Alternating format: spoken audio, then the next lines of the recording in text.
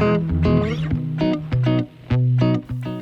m'appelle Joachim Schnerf, je vais vous raconter Le Cabaret des Mémoires. Le Cabaret des Mémoires est une histoire de transmission et une histoire d'attente. Le temps du roman est celui d'une nuit au cours de laquelle Samuel est seul, chez lui. Le lendemain reviendront à la maison sa femme, leur nouveau-né qui sont encore à la maternité. Pour lui, c'est une nuit d'angoisse, une nuit d'introspection, mais aussi une nuit de recherche. Alors que vient au monde une nouvelle génération, lui se souvient de la sœur de son grand-père, sa grande-tante Rosa. À l'âge de 12 ans, elle a été raflée, déportée à Auschwitz. Elle est revenue après-guerre et rapidement a quitté le continent européen pour partir s'installer en Amérique. Et là-bas, dans le désert texan, elle a ouvert un cabaret. Un cabaret extraordinaire, un cabaret fantastique où se succèdent les artistes sur scène et elle qui, chaque nuit, conclut le spectacle.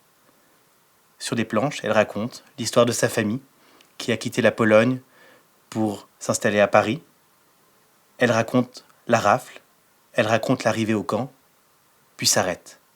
Elle ne peut que raconter l'histoire des autres, de l'autre côté de la barrière, car sa propre histoire à Auschwitz, elle ne peut en parler. Rosa est la dernière survivante d'Auschwitz, encore en vie, la dernière à pouvoir témoigner. Et se pose évidemment la question de l'injonction à témoigner. Lorsqu'on est le dernier, doit-on raconter ce qu'on n'arrive pas à désigner? Alors que Samuel attend l'arrivée de son nouveau-né, ce nouveau-né finalement de la 4e génération, qu'est-ce que cela implique pour sa propre histoire, pour l'histoire de sa famille et pour l'histoire en général, de mettre au monde un enfant qui jamais ne verra un visage de déporté ou s'il le voit, ne s'en souviendra certainement pas. Et se pose dès lors la question de l'histoire. Comment raconte-t-on lorsque les témoins ne sont plus là pour témoigner? La fiction, les histoires, la transmission, c'est peut-être la dernière chose qui permettra de se souvenir pour ne jamais oublier. La question de la littérature comme passage de témoin, comme fil entre les générations, est un sujet qui me travaille, qui m'habite. Et c'est vrai qu'avec le Cabaret des Mémoires, j'ai voulu montrer tous les aspects de cette question de la transmission, des aspects qui me sont proches, celui de la paternité, celui de la transmission à un enfant, et une réalité qui est bien plus globale, bien plus universelle. Comment raconte-t-on l'histoire? Comment raconte-t-on les drames?